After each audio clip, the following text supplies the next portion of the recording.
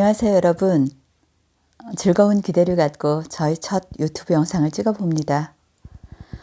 비디오로 모습을 찍을 것은 아니니까 영상이라 하긴 그렇고 첫 녹음이 되겠네요. 적당히 긴장도 되고 또 두려움도 있고 묘한 기대와 설렘까지 갖게 합니다. 오래전부터 한번 하고 싶었었는데 마음 먹고 실행하기까지는 사실 몇 년이 걸렸지만 새해 첫날 쉬면서 뭘 할까 하다가 재미삼아 목소리를 녹음해 보니 나름 괜찮은 것 같아 도전을 해봅니다. 어떤 컨텐츠를 할까 하다가 그래도 관심 있는 것을 하는 게 좋을 것 같아 책 소개를 해보려고 합니다. 나중에는 좋아하는 음악도 하고 또 제가 하는 일들도 소개하면서 저의 룸을 인터넷 안에서 저의 룸을 만들어서 훗날 추억을 해야겠다 싶습니다. 요란하지 않게 또 편안하게 밝고 긍정적인 효과가 있는 주제들을 찾아서 가볍지 않게 해보려고 합니다. 첫 책으로는 제가 제일 좋아하는 러시아의 대문호 톨스토이의 단편선 중에 하나를 골랐습니다. 사람은 무엇으로 사는가입니다.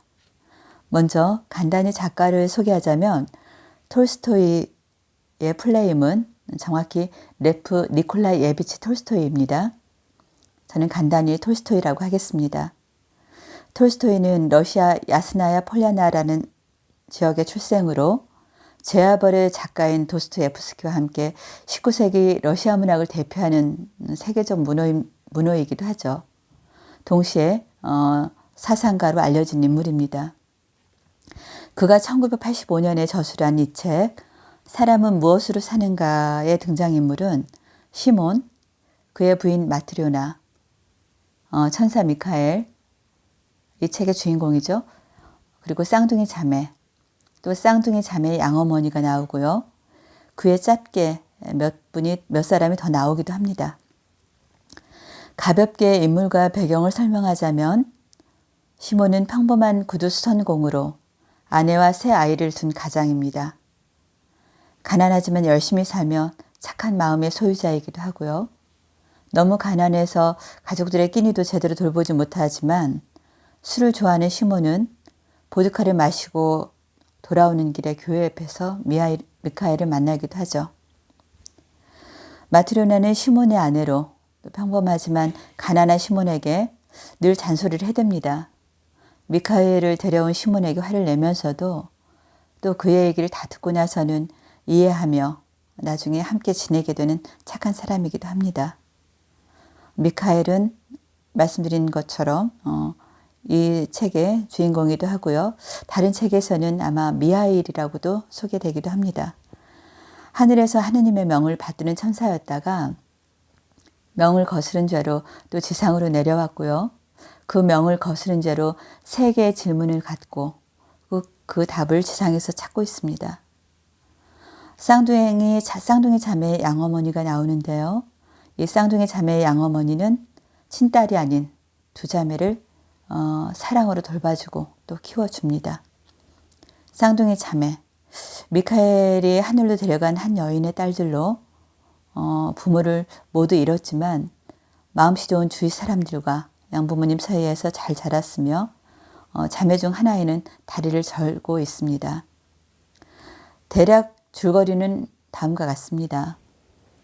배경은 러시아의 작은 마을로 아내와 세 아이들을 둔 평범한 구두방 주인인 시몬은 가난하지만 착하게 살고 있습니다. 그러나 워낙 가난하여 사는 것은 팍팍했고 또 손님들은 빌린 돈이나 구두를 수선한 후 외상을 한 돈들에 대해 변명이나 핑계를 대면서 갚지를 않습니다. 그러다 보니 집에서는 아내의 잔소리가 심해지고 여러모로 좋은 상황이 아니다 보니 화가 나서 그나마 갖고 있는 돈으로 독한 보드카를 사서 마시고 또 늘 취해 있습니다. 집으로 돌아오는 길에 어두운 교회 옆에 희미하게 알몸을 웅크리고 있는 한 남자 미카엘을 발견하게 되고 사실 자신도 남을 도와줄 처지가 아니지만 그래서 시몬은 그대로 돌아오려고 했지만 왠지 불쌍한 마음이 들어 자신의 외투까지 벗어주고 또 그에게 입혀서 그를 집으로 데리고 옵니다. 집에서 남편이 오기만을 기다린 마트로나는 돈은커녕 젊은 사람을 한 명 더 데리고 집에 오는 남편에게 심한 잔소리를 해가면서 내쫓으라고 했는데 시몬이 하는 당신의 마음속에는 하느님이 없어? 라는 이 말에 왠지 젊은 남자가 불쌍해져서 마음이 누그러졌고 또 가엾게 생각되어서 그에게 식사를 차려줍니다. 그러자 이 남자 미카엘도 경계를 풀고 또 자신의 이름이 미카엘인 것도 알려주고 또 하늘에서 죄를 짓고 미카엘인 것을 알려주지만 하늘에서 죄를 짓고 내려온 것에 대해서는 말하지 않습니다. 그때부터 미카엘은 시몬을 도와 구두 수선일을 하게 되고 눈썰미가 좋은 미카엘은 금방 능숙하게 구두를 짓는 수선공이 됩니다. 그러던 어느 날 동네에 덩치 큰 부자가 고급 가죽을 가지고 와서 이 가죽으로 1년이 지나도 모양이 변하지 않고 오래가는 장화를 만들어 달라고 주문합니다. 요구한 대로 잘 만들면 돈을 주겠지만 그렇지 못할 경우에는 감옥에 가게 될 거라고 협박을 합니다. 시몬은 부자의 협박에 자신이 만들 수 있을까를 염려했으나 옆에 있던 미카엘은 부자를 보며 조용히 웃고 있습니다. 시몬은 부자의 강제 협박으로 안 할 수도 없어 이 일을 받고 이제는 자신보다 더 능숙하게 신발을 잘 만드는 미카엘의 솜씨를 믿고 고급 가죽을 미카엘에게 넘겨주며 장화를 짓게 하죠. 시간이 조금 지나 장화 만드는 것을 확인하는 순간 시몬은 몹시 당황했습니다. 미카엘은 장화를 만들지 않고 장례식에서나 신을 수 있는 슬리퍼를 만들고 있었던 것입니다. 너무 놀란 시몬은 대경실석하는데 때마침 부자의 시종이 다급히 뛰어오면서 하는 말이 장화를 만들지 말고 장례식에서 시신에게 신기는 슬리퍼를 만들어 달라고 하는 것이었습니다. 이유를 묻자 자신의 주인인 부자가 가죽을 맡기고 돌아가는 길에 마차에서 갑자기 죽었다고 하는 것입니다. 그래서 장화 대신 망자에게 신길 슬리퍼가 필요하게 된 것이죠. 해가 바뀌고 또 바뀌어 6년의 세월이 흐른 어느 날 한 여인이 두 여자아이들을 데리고 시몬의 공방에 찾아옵니다. 두 여자아이 중 한 아이는 한쪽 다리를 절고 있었습니다. 미하일은 두 아이에게 관심을 많이 보였으며 이 모녀들을 조용히 보고 있던 마트료나는 여인에게 사정을 물어봅니다. 그러나 그 여인은 자신이 두 아이의 친엄마가 아니라고 합니다.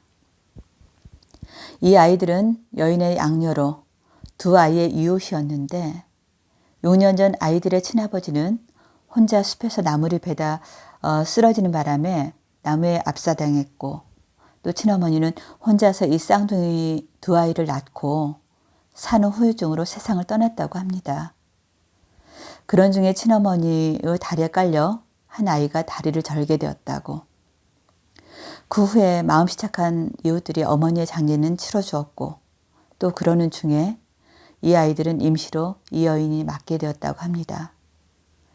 그때 이 여인에게는 갓난 아들이 하나 있었고 여인은 새 아이에게 줄 만큼의 젖이 있어 새 아이를 잘 키웠는데 그 여인이 낳은 친아들이 태어난 지 2년 만에 병으로 죽었고 그 여인은 더 이상 아이를 낳을 수 없는 상황이 되어 두 아기를 입양해 자신의 아이들로 키워온 것이라는 겁니다. 구두를 다 만들 때쯤 여인은 이야기를 마쳤고 구두를 받아든 여인과 쌍둥이 자매는 떠나고 미카엘은 미소를 지었습니다. 시몬이 그 이유를 묻자 미카엘은 모든 사실을 털어놓았습니다. 사실 여기까지 읽으면 책은 대략 끝이 납니다. 그러나 미카엘이 털어놓은 사실에 대해서는 여기에서 언급하기에는 내용이 좀 더 길고요. 책을 한 권 사서 읽어보기를 권합니다. 여기 이 책의 핵심인 세 가지 퀘스천이 나옵니다. 이 세 가지 물음에 대해서 정답은 알려드리겠지만 왜 이게 답인지는 책을 통해 이해하면 더 미소 짓게 됩니다. 세 개의 물음은 첫 번째, 사람의 마음에는 무엇이 있는가? 사람의 마음속에는 무엇이 있는가? 둘째, 사람에게 주어지지 않는 것은 무엇인가? 사람은 무엇으로 사는가가 그 세 번째 물음입니다. 사람의 마음속에는 무엇이 있는가? 사랑이 있습니다. 시몬과 마트로나의 배품으로 미카엘은 살았습니다. 사람에게 주어지지 않는 것은 무엇인가? 죽음입니다. 부자의 죽음, 곧 언제 죽을지 모르는 거죠. 사람은 무엇으로 사는가? 양어머니의 사랑으로 쌍둥이 자매가 살았습니다. 이웃과 주변의 사랑으로 사는 것입니다. 이 책은 누군가의 리뷰로만 접하면 톨스토이가 전하는 메시지가 약할 수 있습니다. 나에게 한 권의 책을 소개하라고 하면 저는 단연코 이 책, 사람은 무엇으로 사는가입니다. 이 책만큼 나에게 생각을 많이 하게 한 책이 그동안은 없기 때문입니다.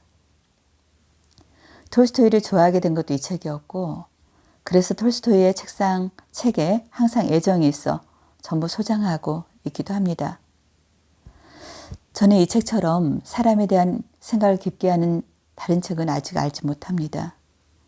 톨스토이 단편선에는 여러 편이 함께 실려 있지만 간단하다고 해서 내용까지 가벼운 것은 절대 아닙니다. 책은 두께가 말해주는 것이 아니니까요. 저는 단편선에 있는 모든 책들이 다 철학이 깃든 내용이라 이후에도 계속 소개해 보려고 합니다. 살면서 내 삶에 영향을 많이 준 톨스토이는 가장 좋아하는 나만의 작가이기도 하니까요. 한 번 읽은 책은 두 번 잘 안 읽게 되는데 이 책만큼은 내 마음에 항상 울림을 주고 또 나침반이 되어주기에 참 귀하고 좋은 책이라 보이는 곳에 늘 두고 있고 지금도 다시 한번 훑어보았습니다. 자주 읽고 싶어지는 책. 작가는 어떻게 이런 책을 썼을까 생각해 보곤 하죠.